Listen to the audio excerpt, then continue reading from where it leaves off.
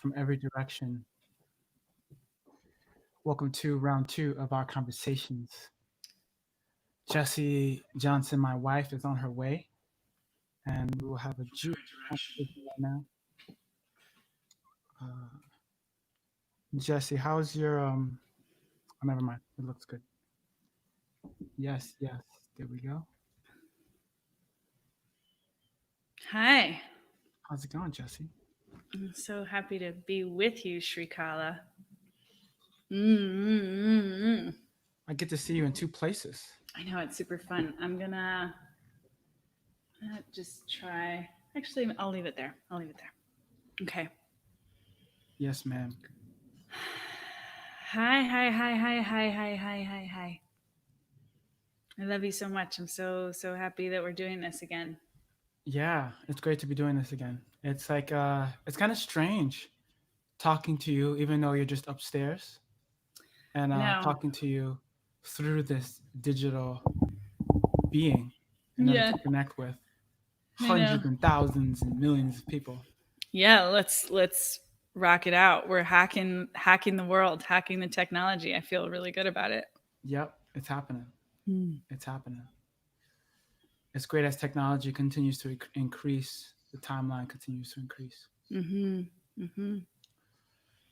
Hmm. So, can I ask you a question, Srikala? You can ask me a question.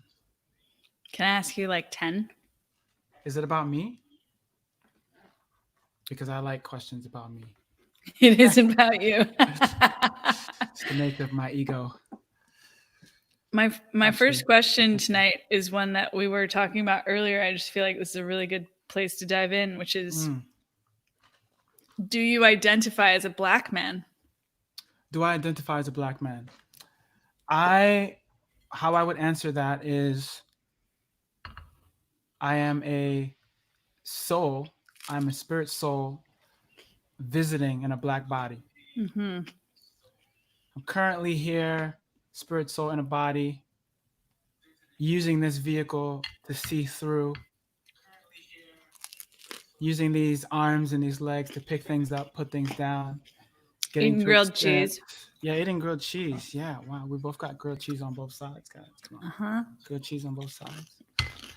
Uh, and in this black body, this beautiful, beautiful black body with other souls, such as yourself, spirit souls, visiting. Mm. And that's not only how I feel I am and how I what I see through, but what I see around me also. Mm. Do you feel And that it's way? touchy to say. Say that one more time. It's touchy. It's touchy to say such things. Why Conscious do you think feedback. it's Bless touchy? you. I think because it's just a vulnerable truth. You know, it's a vulnerable truth, and it's a reality that is waking up on the planet of I this equality, this connection that we all have, and the ca- honoring the separation of it also. It's the beautiful balance of the two. have you always felt this way, or did like when you were little, like when we talked about this yesterday, when you were little, did you feel differently about your identification? Yeah, definitely. It shapeshifts, it molds, it grows, it evolves, Mm. and it's even still evolving. It's Mm. it's like when I think I've hit the limit of how much uh, God, how much love, how much equalness I can see. Like I'm always like thrown off guard. Like, oh, I really didn't like that difference there, and I What really difference? the difference of between like any differences that I may see in the world. I'm like, I don't like the fact that you dance white sometimes, Jesse. We go out to dance, and I'm just like, what the hell, you know? But that's just your unique expression. That's just your unique expression, and you're a great dancer. I'm just using you as an example.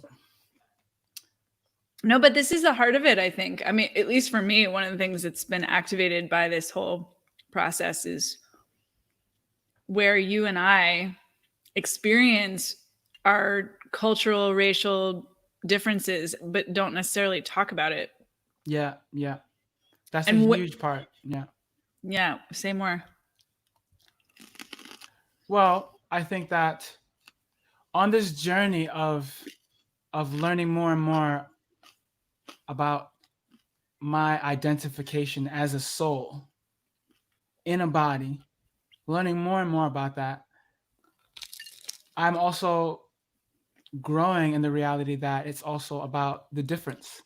It's also about the separation. It's also Mm-hmm. about um, honoring that, honoring our differences, and honoring and seeing how um, that the grandness of the spiritual energy, the grandness of God, the grandness of all that is, or whatever you want to call the supreme being, the grandness of Krishna is also represented in variety. Mm-hmm.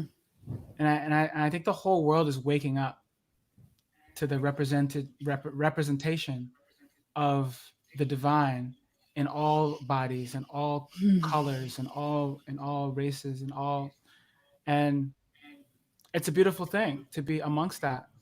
Uh, Mm-hmm. and so on an individual level, I've even seen it in my own upbringing. Bringing it back to this question of Mm-hmm. where have I seen it? Uh, I feel like I grew up in Brooklyn in Bed-Stuy, so it's like predominantly black neighborhood, just like black all around me until I was like 16, 17. And so it's very interesting to come to the place where uh, I'm only now, maybe within the last like five years, it's been really blaring. You know, when I walk into a Mm-hmm. party and there's only white people. When I go to a Mm-hmm. festival and there's only white people. When I go to like any kind of thing and I look around and I'm the only black person there, like one out of like five out of maybe like for a festival, for example, like I'm not going to name this particular festival, but this is a amazing festival, one of our most favorite festivals because of the mood that it brings and the love. And there's lots of chanting at this festival. I just like give it away a little bit. Lots of chanting and mantras at this festival and music. Mm-hmm. And one thing that we noticed and becomes more and more true that wow, I'm like one out of five black faces at that festival. Mm-hmm.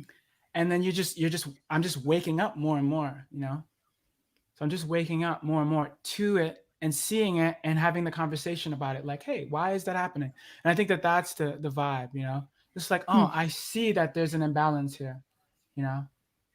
Why is that happening? Mm-hmm. And we're learning how to honor both sides, the oneness and the separation, yeah. Mm-hmm. And I think that that is a powerful evolution that we're experiencing now on the planet, and I'm experiencing individually. Yeah. Mm-hmm. Oh, In, the cool thing is like we're waking up and we're seeing like, oh, everyone on the planet, not everyone, but a majority of every human, we all have a little bit of racism in there. mm-hmm. It's like a Mm-hmm. little, and everyone is seeing it more now. And like, there's varying degrees of racism. You know, there's like people that are like, "You are a different color than I am. That's wrong. Get out." There's that like intense form of it, and then there's like the micro forms of it that are so subtle. You know, where we choose someone for your job that is more fair skinned, or we choose someone for that poster or that billboard that's more fair skinned. You know, kind of is subtle. I think And there's yeah. even, and I think that actually what you're talking about is like in the middle. I think Mm. and I mean, I can use myself as an example if you want. Yeah, how I told like how have you seen these small pockets of racism coming up in your life? I feel like it's important for everybody to just come out with Name it it. and tell the truth. Hmm. Yeah. Well, so there's a couple of things that came to mind as I was listening to you. One is this one. this one is the most personal and the most tender for me to say out loud. And I don't think it's all one thing, but I have noticed just in the last few days that, right, we've talked a lot, even in public, about I have a tendency to kind of feel like my way is the best way and to want everyone to do it that way.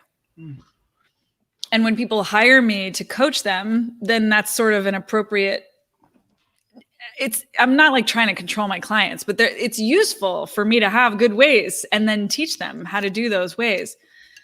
But in our marriage, in our relationship, that has also been a really strong piece. And I have, in the last few days, been looking at the possibility that part of my tendency to want you to do things my way may have an undercurrent of, because I'm white and I just have the belief that my way is the best way and you're black and it's easier to dismiss. Yep, definitely.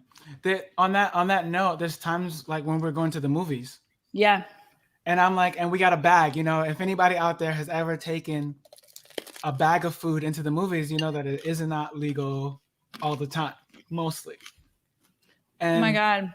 That's like those small micro moments of racism or spaces where we kind of create an inequality in our day-to-day basic lives, where we're going to the movies, we're going up to the guy, and I'm just like, Jesse, you take the bag. You take the bag and you walk the bag in, because with your complexion, you got it. You can walk right through. They won't even bother you, Mm-hmm. Mm-hmm. And so it exists. It exists in all of us. And this is the thing that we're waking up out of on the planet. Everyone is waking up out of this misidentification. Mm-hmm. I got another one. This one you've talked with me about, and I've just kind of been like, well, I don't know what to do about it, which is where we live. Mm-hmm. Anywhere that we have chosen to live since we've been working with the energy of money and really up-leveling our lives and becoming masterful in creating wealth, teaching wealth, all that stuff. We have also been living in neighborhoods where there's only white people. Yep, definitely.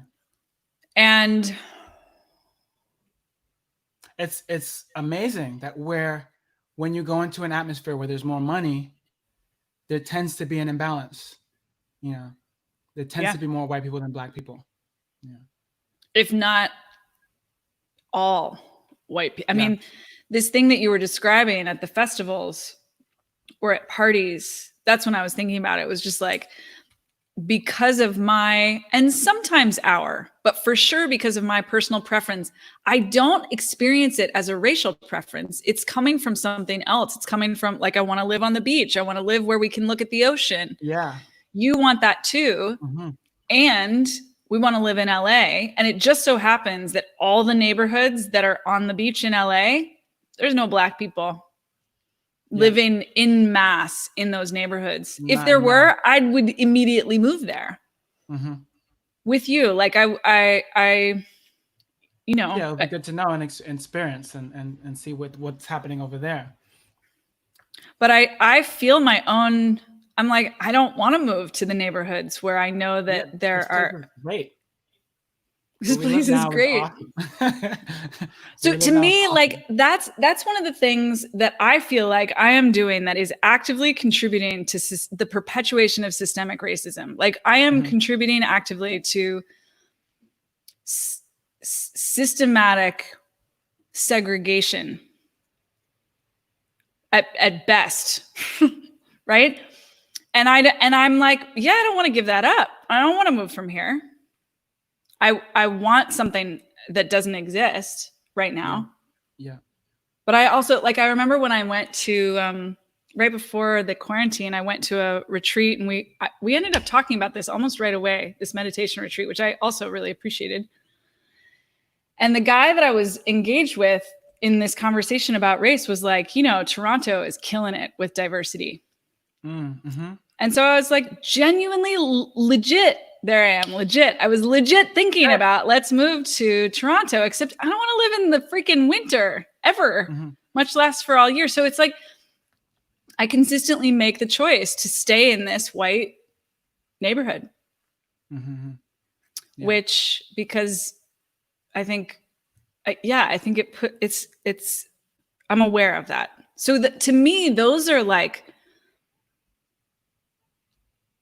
some of the ways that my internalized racism shows up, and or I haven't found a way to move the needle with my Yeah. choices there.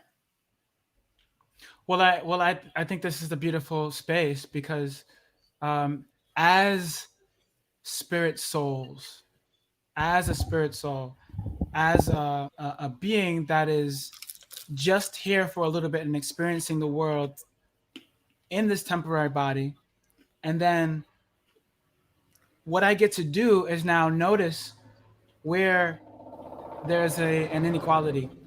I get to notice where there is a dishonoring of difference because it's both. It's both, like, taking us back to bhakti right now, taking us back to the the uh, the teachings of the Bhagavad Gita Mm-hmm. and the teachings of the Vedic traditions and kirtan and Krishna and one of the main understandings and philosophies, and this rings through many religions and many philosophies, but the main understanding is this, union and separation, this difference and this oneness. Mm-hmm.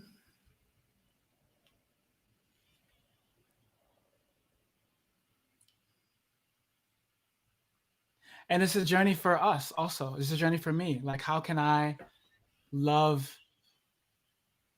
not only this oneness, but also my black skin and feel comfortable in my black skin and walk around and feel like a king and feel like I can ask for what I want and feel like I can reach the highest of heights, Mm-hmm. uh, just like everyone else can. And I think that because there is a because that freedom is lacking, that's what the rebellion is. The rebellion is against the lack of freedom Yeah. to be different. I just remembered. I would love to come to Africa. Someone says, "Come to Africa." I want to go with you. It's on my list. But Shri, yeah, what would you enjoy more in this moment? Me asking you more questions, or you asking me questions, or something else altogether? I think that I enjoy hearing about your experience of being a being a wife to a black husband that identifies himself as a spirit soul Mm, on a journey to love all beings, including his own black body. mm-hmm. I want to hear what your experience of that is. Yeah, let's just have fun with it. I can keep speaking. There's so many awesome stuff on this topic, and I Mm-hmm. also love just the space. Yeah. Whenever we stop talking, it's great. We can just sit here and look at the camera Mm, and beam that love out to everyone. Odaiche, blessings, welcome back. mm, Uh, Les been talking up a storm. Eli mm, Sunshine, one love. My mom is back on Facebook watching us. It's good to see her here. mm, She says, growing up in Barbados, I never noticed color until I came to the USA. It's different now, but back then it never stood out yet. Same, same. In the beginning, it doesn't stand out as much. Like I went from mm, completely in a black neighborhood to going right into skateboarding, which was completely, not completely, but dominantly white. Then moving into a temple, an ashram, and a Hare Krishna community in the United States is predominantly white. And never really, like, I was just like, I'm going into rebellion and I'm connected with my soul right now. I'm not even looking at that stuff. I'm not even thinking about it. Right now I'm going in to deep connection with union with the divine, and my connection to everyone in that oneness. And it's interesting because that is part of the process. That's just part of the process to kind of remove yourself and find out more about who you are. Mhm. uh Sometimes that's called spiritual bypassing. Mhm. When you release, uh oh, here's a new definition for spiritual bypassing. I'm to ready. to Spiritual bypassing is when you don't honor the difference. It's just Mhm. another version of not honoring difference. It's not only Mm. just oneness, it is also difference, and both are an expression of God. Both are an expression of prosperity. I love that. And so everyone needs that time, though, to just go over here, you know. Mm. And so when I see people like, oh, those spiritual bypassers, they're just Mhm. bypassing everything with spirituality. It's like it's coming up a lot, and it's great to point it out, and at the same time, it's good to realize that it's a part of it. It's just a certain level of spirituality that we all must go through. We all must take that time to see it and to process it and to welcome in the difference. What do you think? Have you seen What's your definition of spiritual bypassing? I think using spiritual practice or principle to avoid something. Mm-hmm. I Yeah. think it's like it's the origin of spiritual bypassing is fear or scarcity or feeling like or shame. Mm-hmm. That's actually a juicy one. So like, when we were talking earlier about the fact that you don't, one of the things that has stood out to me in the last few days is that you are less contracted overall about this escalating racial awareness, the protests, the looting, the social media like complete overhaul. You're less, in general, you're less contracted about it than I am.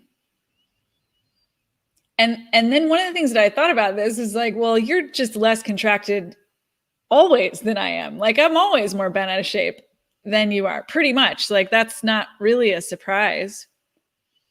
But it's I think it is both for me. I believe it's both that you and I are freer around this in general. As an interracial couple, we are freer because of our spiritual lives and our spiritual practice.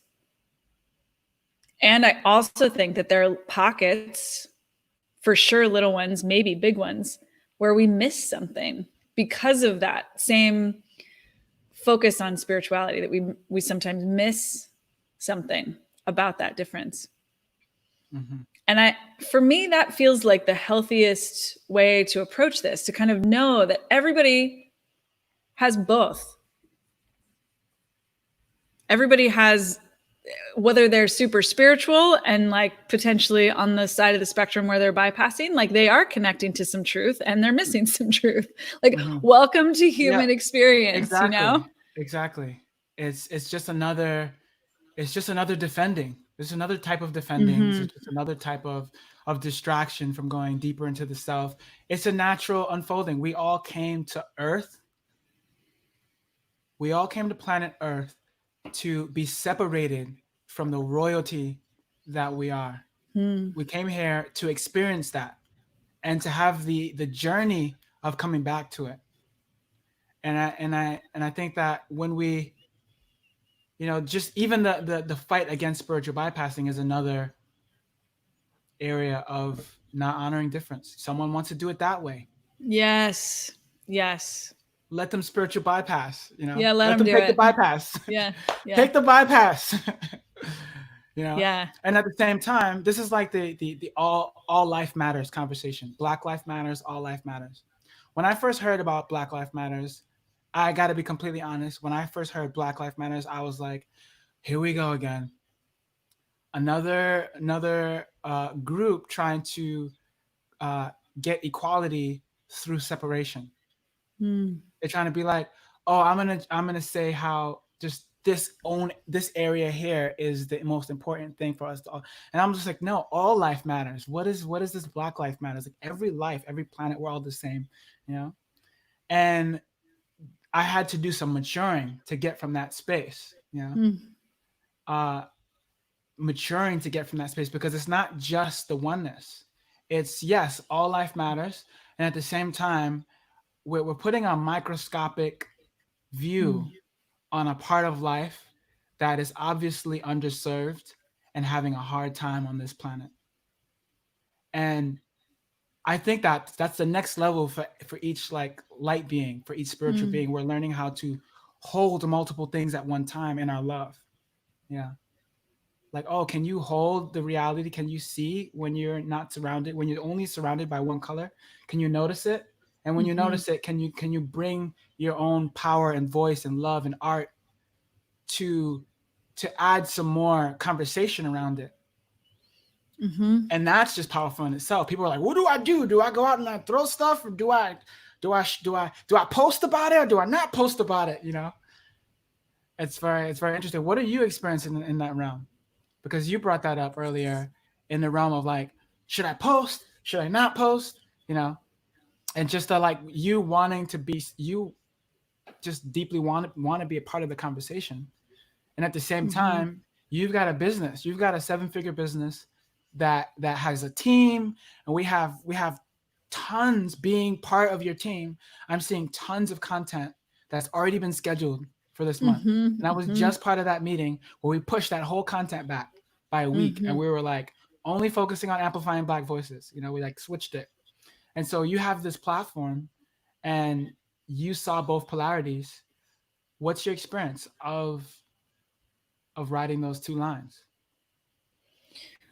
Well, I mean, it's so interesting because something happened.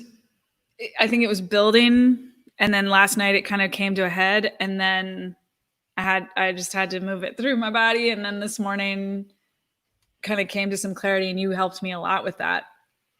But I got real tied up actually, in a way that I haven't been tied up in probably a decade. Um, I've been studying injustice and figuring out how I want to respond to it for 20 years at least, maybe even more than that now. So it's not a new conversation for me, but I got triggered like it was. Like I got sent into a big shame cycle, guilt cycle of like I just felt like I couldn't make a choice that felt clear to me. If I And actually on a very local level, I last night needed support around this escalating racial conflict. I don't even know what to call it. What are you calling this thing that's happening in the world right now, Sri? What am I calling it? Yeah.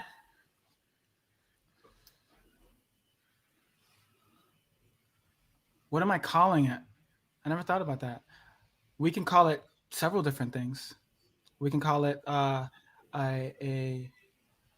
um, an eradication of systematic racism. We can we Okay. can we can call it. What else could we call it? There's so I'm many just going to different run things with that we. that. Yeah. So I needed some support last night, processing, integrating, releasing some guilt and shame that was coming up for me around this movement that's building to eradicate racial oppression. And like I I felt like I couldn't come to you because you're black and I'm white. And I didn't want to participate in taking up space, even in my marriage, even though you're not you at last night anyway, you weren't having a hard time. I think you had the capacity to hold space for me. I could have leaned on you. That is the nature of our relationship, that when we need support we can ask for it. But I felt like this totally external influence like got all up in my business, literally. And so I think that was really, I knew it was going to be helpful. And now I'm on the other side of it. I'm like, yeah, that was really powerful. It was like I just got hooked in to feeling like there was right and wrong, specifically for me, that I could do a bunch of wrong things. And then I needed to spend a lot of time and energy avoiding making those mistakes. And then this morning it was just like, I don't want to offend anyone. I don't want to contribute negatively. I don't want to perpetuate systemic oppression. And I can't be still. Like, that's not going to help either. So let me find my confidence. Let me speak about what I do know about. That was another piece that came through for me. It's like, I'm not a beginner with this topic, but I'm also not an expert. This is not my primary focus in life. It's a big value for me. Equality, dismantling systemic injustice is a big value for me. And all of my work in my whole professional life has been working toward that. But this is not, my primary issue isn't focused on race. And so at some level it was like, okay, so then if that's the truth, then this is a time for me to refine, not completely 180. Right. So anyway, I'm going on and on, but I think I got more hooked in than a lot of people, and I got more hooked in than I expected to. And Yeah. I needed to give myself permission to own my mastery and speak my truth and then welcome people. I mean, actually, I think that's where the healing comes. It's like, if I say something and you or someone else is like, Jesse, like, wake up, that's not okay. Yeah. Oh, great. Like, thank goodness that I put it out there so that people could see it. Exactly. I think that's the highlight point, is that everyone is getting less afraid to speak up. There's like there's and on the other side there's more of a motivation and enthusiasm towards speaking up. The whole movement, Me Too movement. There's so much energy towards speaking up, and our technology. We're surrounded right now. We're in 2020, and right now anyone can quickly pull a phone out of their pocket and catch something. It's becoming really difficult to hide. It's really difficult to hide your shame, your fear, your disconnection from oneness. Your disconnection from honoring difference is becoming really difficult to hide these things, and that's an important thing to kind of look at. Like, it's because technology is speeding up. Like, our timeline is moving faster. Yeah. It's interesting hearing you say that. It reminds me of when we arrived in India. Not when we arrived in India, when we arrived in Mumbai, when we were getting ready to meet our group, we had this conversation about how there was no point in even trying to hide. Like, everybody can fucking see. It's like, it's like the emperor's new clothes, right? This old parable that the emperor like gets this new suit and he's so excited and he parades it around and everyone's kind of like pretending along with him that he's wearing these most beautiful clothes when actually he's butt naked. And the humiliation and then freedom when he kind of lets it come out. Somebody points it out, and then I think there's different versions of the story, but in this context, it's like, yeah, let's just recognize that we're fucking naked. Everybody can see us. There's no point in pretending. There's no point in hiding. Like, especially with this issue, it's like, white girl right here. Yeah. You think anyone's missing that? No. Yeah. So it's so obvious, right? It's so obvious that you're white, I'm black. It's the most, and we're getting to see just the maturing of the planet. It's like everyone's got a different name for God. Like, I'm in Jesus' corner, I'm in Krishna's corner, I'm in Buddha's corner. If it's not called Allah, then you might be wrong. And so, and then we can see the difference. So that's one area of differences that isn't honored, and another area of differences that isn't honored, and that we're learning to honor, is race. He's black, he's white, he's Chinese, all these different spectrums of skin color.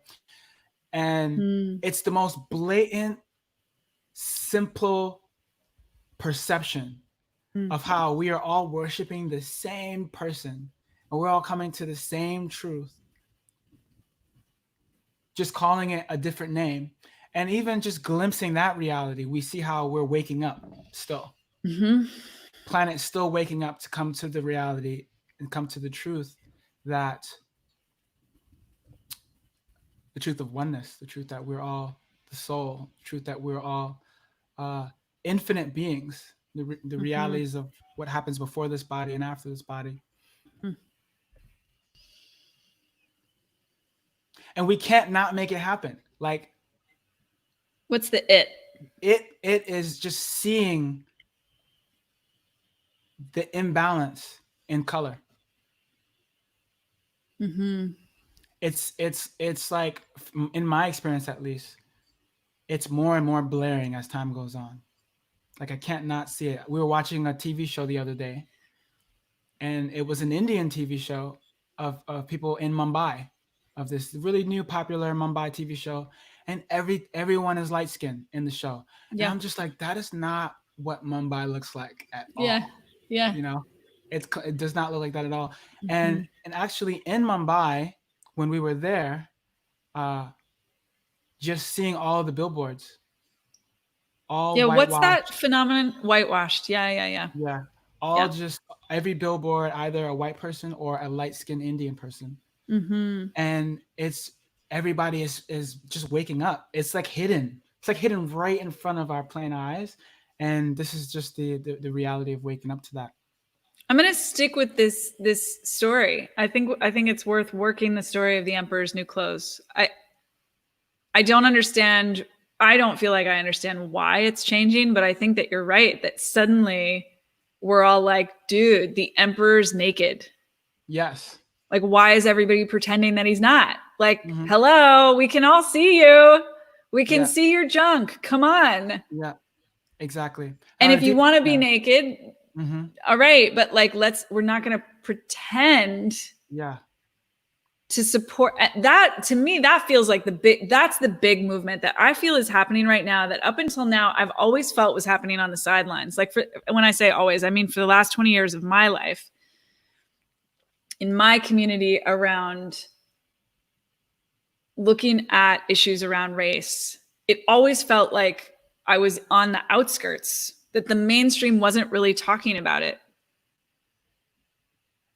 Hmm. And this is maybe a side tangent, but it might be right in the heart. So I'm just going to throw it out there that I saw someone, I can't remember who, probably someone famous, talking about two movies by the comedian, the black comedian who he made Us and the other movie, the one where the white girlfriend like tries to kill her black boyfriend. You know what I'm talking about?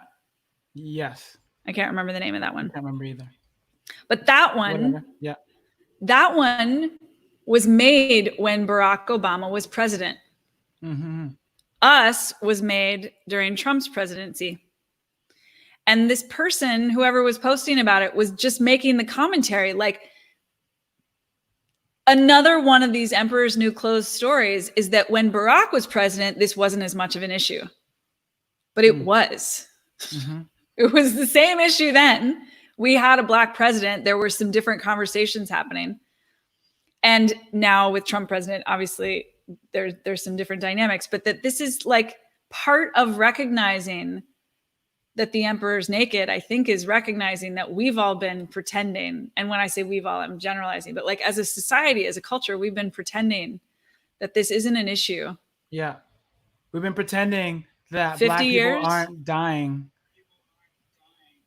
due to like just way disproportionate Mm-hmm. during this pandemic. There's so many different Mm-hmm. dark, like heavy areas of just pretending. Like, Mm-hmm. uh, Mm. Mummy says the movie is Get Out. Get out. Yes. Thank Yeah. you. Yeah. Thank you. And it's not possible. It's not possible to not see it anymore.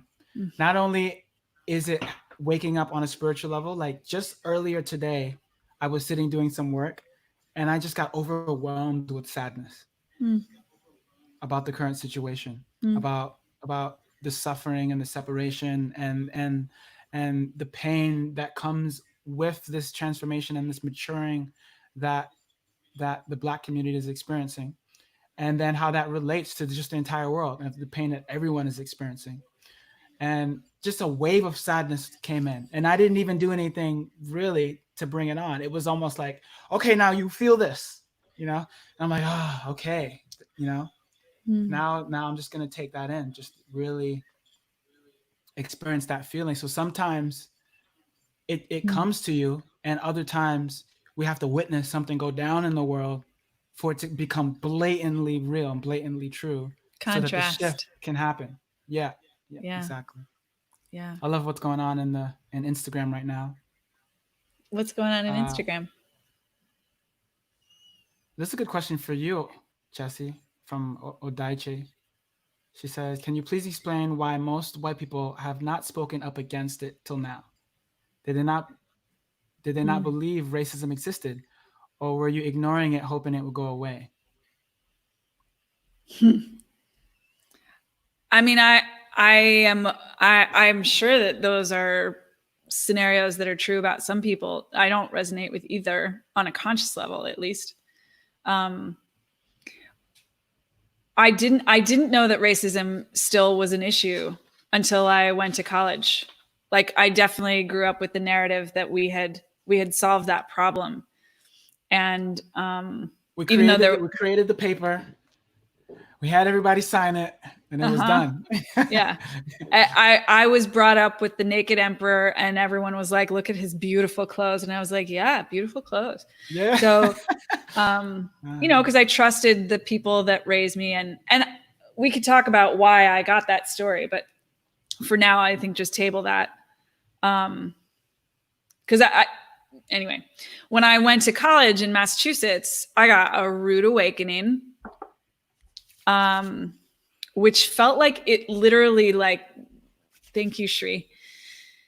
Oh yeah, Blue Tansy. yeah. When I went to Hampshire College, and Hampshire did an amazing job teaching the truth of the truth, just period, the truth.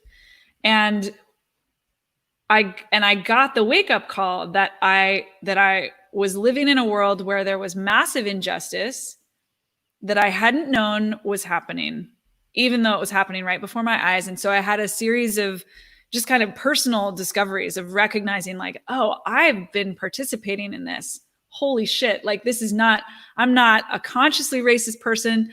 In my mind, I'm thinking thoughts of equality, but my actions, my behaviors, my environment are showing me that that's not the whole story. Yeah. And so then I spent years really, like, learning about that, increasing my awareness about that, increasing my understanding of white privilege, and looking at just the truth. Like, that was happening. But I didn't get any tools from anyone that I'm aware of for what to do about it except feel guilty. Like, that was the only strategy when I graduated after 4 years of pretty immersive study in this area. My only strategy that I'd found was guilt. Mm-hmm. Which I now recognize, like, it's not very helpful. It's not Mm-hmm. a very effective strategy for change. Um, but it was such a strong feeling that it was a huge part of why I became a math teacher in New York City public schools, because Mm. I felt like I just I had to do something to pay my rent. I was very motivated to, like, get a good job, a secure job. But it had to be one that I believed was going to be contributing in a positive way to this problem. And I've shared this story before, that I wanted to pay my rent, but I didn't want to make a lot of money because I was so burdened by the guilt of my own privilege that I was like, God forbid I add to that privilege wealth, because I can't apologize enough for the privilege that I have. So I don't want more. Like, I don't want to have more wealth. And that's not the only reason that I taught high school. I mean, I loved teaching, I loved math, I loved working in my schools, I loved my kids. I learned so much. There's a lot more to that, but one of the Yeah, pieces was I you want to taught at a school in the Lower East Side, yeah. Yeah, which was all, we had one yeah. white student. Yeah, so that's a nice workshop in relating to those races. That's Yes. a nice deep Yeah. dive to deal with kids, to deal with tons and hundreds of kids. That's epic, and to experience that. And this was in an underserved neighborhood, Yeah, yeah. Lower East Side, Manhattan. It was, Well, and most of our yeah, kids, I mean, a lot of our kids lived on the lower, but a lot of kids came from the Bronx. And I mean, almost all of our students were underprivileged students of color for sure. yeah, Um, and my experience there was that my heart was in the right place. I was doing the work. We did a lot of training around the fact that we were white teachers serving students of color and how to navigate not being, not doing the white savior thing. But again, it was like, okay, but these problems are systemic, they're structural. yeah. I like you that you said systemic, because So I don't they're in our bones. They're like, it's they're in part our of, bones and they're in the bones of the school system. They're in the bones of bureaucracy. They're in the yeah, bones of of the the of government yeah, of, the way that things are built. yeah, it's built into everything, and we're now just seeing it. Everybody is just like, oh, that's what's been happening. Mm-hmm. I like it when I think it's Kate Rodenbush. She said it's not enough to be quietly non-racist. It's now imperative to be actively anti-racist. Mm-hmm. I mean, Yeah. I'm hearing that exact sentence a lot. And I think it's wonderful. And I also think it's like, yes, yeah, still like, what does that mean? What does that look like? Yeah. I Hmm. think that's, It can mean so many different things. I'm not trying to challenge Kate, but just to like name that. Challenge her. I just want to out myself about something else that I think has come out. That was also part of why I got twisted in knots yesterday, was that I'm like, oh shit, there's all kinds of ego here too. Like there's so many in the entrepreneur space. You talk about there not being people of color in the spiritual space. There's so few people of color in the entrepreneur space. When we say spiritual, what do you mean? Like when you go to yoga classes, meditation retreats, Yoga classes, meditation retreats, yeah, festivals, like hippie festivals, hippie yeah, music festivals. festivals, all that stuff. Where the folk breathwork classes. I have a client who's a breathwork master. She's a Hmm. brilliant teacher, Yeah. and she talks about this regularly. She's like, "Where are the fucking people of color? Why aren't they coming to this? Hmm. What do I do to get them there?" She Yeah. herself is a woman of color, um, so this is what I'm just going to call myself out on it. I'm like, that name dropping thing that people do to make themselves look good? I am at risk perhaps every time that I am seen with you, Sri, or seen with my team, which is pretty diverse, or seen with my clients who are somewhat less diverse, but still diverse, using that to make me feel good about myself. Look at me, I'm a white person doing diversity work. Mm. It's like it's a nightmare. Hmm. It is not the same nightmare as fearing for your life. Yeah. But it's a Yeah, not at all. twisted, difficult conundrum. Hmm. Yeah, it's one of those conundrums where you just have to accept it and embrace it. It's like, wow, I got a beautiful black man as my husband. I sure do. We're shaking things up. Yeah.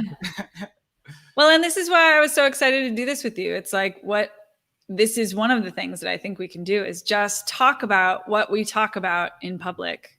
Yeah, this is what we talk about when we're together off the digital. There was something on this point of what Kate said and what you brought in about uh, um, the conversation of festivals and yoga studios, and how you go to some of these places, and we're all the people of color. I remember going on a tour. I went on a music tour around the world and played different festivals, different venues, different ecstatic dances, and there were so many times where I think that's when I really started really noticing it was like 5 years ago when I went Mm-hmm. on the European tour. And I Mm. was just like, where's all the black people in Berlin? They said this was a diverse place. Everyone's like, go to Berlin. Make sure you go to Berlin because it's so diverse. And I show up in Berlin. I'm like, I'm the only, I might have seen out of being there for like 5 days, I might have seen two black people. Mm-hmm. And then a group of black people by the train station trying to sell me weed. And that was the only experience I had of black in Berlin. And I was just like, you told me that this was, so it's a really interesting piece. And another piece that comes in is when you go to a festival and you see this, like what one of these festivals, this particular festival that we've been speaking about, it's an amazing festival. The vibe there is right. The people, you get to see people you haven't seen in a long time, and at the same time, you have like 10 black people, 10 black persons there walking around, and they got called out for this. They got called out, and it became a thing. Like, we're all the black people. I thought your festival was about spirituality and chanting. Mm. We're all the dark skinned Indian people, even, Mm-hmm. Mm-hmm. and it was a powerful conversation because it revealed a lot for me, and it also showed me uh, the blind spot because of how they responded. The response from this festival was, our festival is open to everyone. We Mm-hmm. don't we don't close down anything to black people or any kind of racism. We're not for, and we are open to everyone. And I was just like, that's like all life matters. I was like, that's the same as all life matters, which is true, but it's a limited perspective and it's a blind spot. I'm drawing a Punnett square, Shri. Oh, Punnett squares are in action. Punnett squares are in action. I can't wait to see this Punnett square. If you guys are just tuning in, Jesse is a master at the combination of mathematics and transformation, and how she sees So numbers and how things fit is pretty epic. let's see if I can. Can you see this on both platforms? Yeah. Yep. So C stands for conscious and U stands for unconscious. Right? So my argument about most of these spiritual communities is that they are working with this is very difficult, an unconscious problem, right? The racism, there's some conscious racism, but mostly it's unconscious. And that's the problem area. So, like, it's true that at these festivals that we're talking about, at the breathwork classes, at any of these spiritual contexts for sure, most of these entrepreneurial contexts for sure, that on a conscious level, everyone is welcome.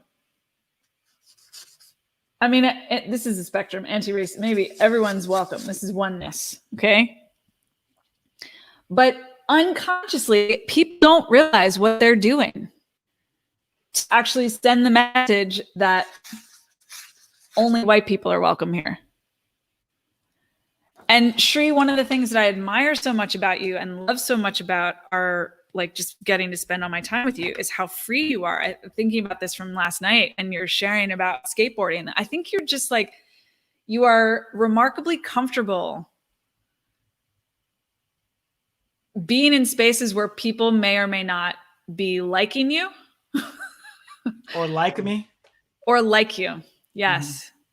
So you're like, black kids on the corner are calling you white boy when you skateboard. You're like, whatever, I'll just show off a little bit, impress them with my skateboarding skills. I'll do a kickflip to show you. And when you go into these very white spaces and notice that you're the only black skinned person or one of few, that even now in your most, I think you're so much more critical actually of those spaces now than you were 10 years ago, but still you're like, you're like just loving people. You just love people. Yeah. I mean, that's the goal, you know? That's the goal, to to love, whether it's oneness, whether everything's the same or everything's different. To to squander or to squash your the energy of love Mm. based on going from oneness or difference. It's just like we're leaving that as a planet. Mm-hmm. I'm leaving that. It's not something, and I've done a lot of work around seeing that in myself when I do that and when I make differences an issue.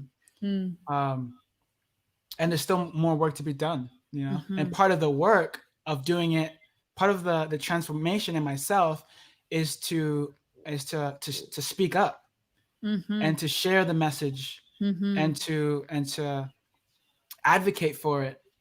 That's how I do the work internally for myself. It's kind of like hand in hand, you know. That's how it's actually healed, you know. What I hear you talking about is a level of integration that is very much aligned with what we're talking about in our everyday all the time. That you needed to take the time in the cave. Most people do. They need to go off and like Oh, experience the soul yeah. and experience not being this body at all, so that they can really go to that extreme. Mm-hmm. And you're not, and you don't need that anymore. You're able now to really, you have that, you know what that love is, you know your mastery, and from there you can speak in a very potent, powerful way about the material. Yeah. And And it's the still, same exact thing and with money. yeah, yeah, yeah. And it's a beautiful thing to see it unfolding, you know, just to see it unfolding. Like, Mm. oh, back then I never even cared that there was no diversity here, Mm-hmm. and now I can't stand it. Almost sometimes I'm just Mm. like, does anyone else see this? You know, it's happening every day in at this particular event or at this particular, you know. And it's a beautiful thing to witness, because we just start the conversations like, hey, let's start the conversations.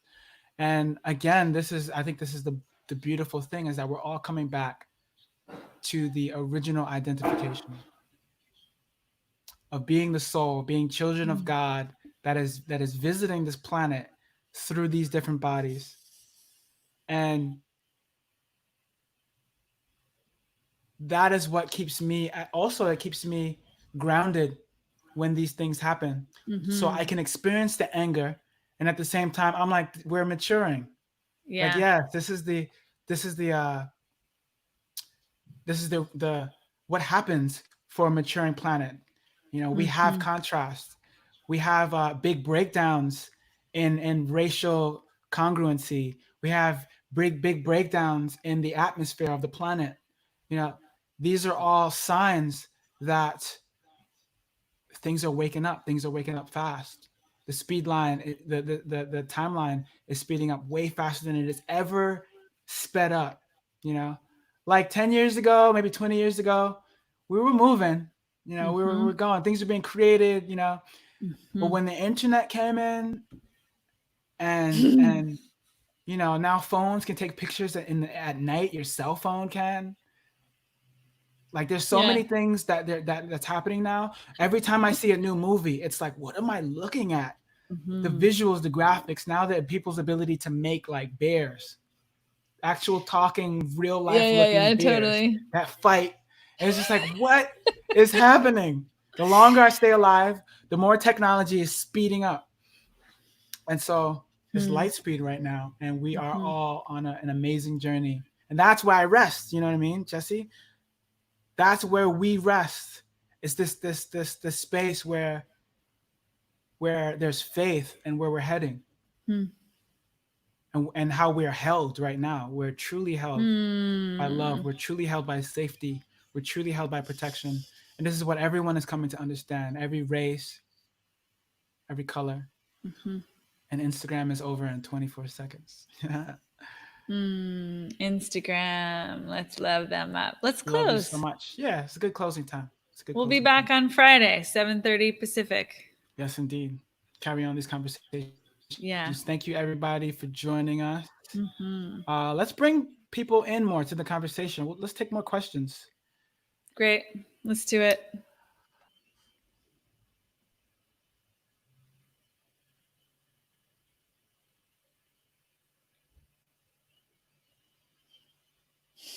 Bye, Jesse. Bye, honey. Thank you for being a hottie. Mm. My absolute. It's why I'm hot, so that you can enjoy my hotness. Let's keep being spirit souls in two different color bodies. Okay. It's really fun. Yeah. Very, very interesting. It's very interesting. Okay. Bye.